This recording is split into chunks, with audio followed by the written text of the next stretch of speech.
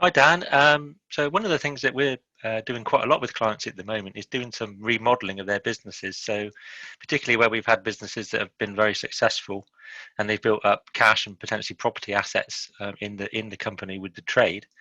And there's some quite nice tax planning you can do around that to separate those property and cash assets from the trade, because clearly the trade is risky and perhaps even more so in COVID.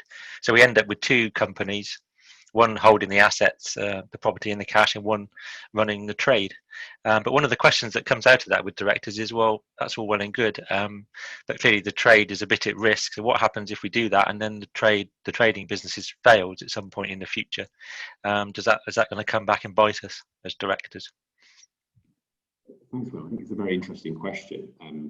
Obviously, I think the key point is if we're at a starting point whereby we're dealing with a solvent scenario, both pre and post restructuring, I'd be very comfortable from a director's duties point of view.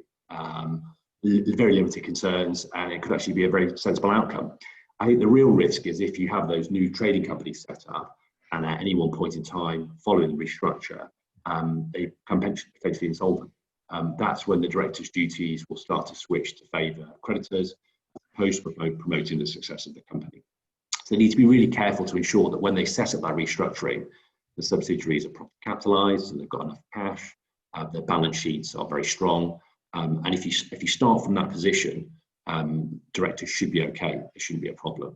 But it's really a point of making a proper assessment of the balance sheets and the cash position from day one to ensure that they're strong.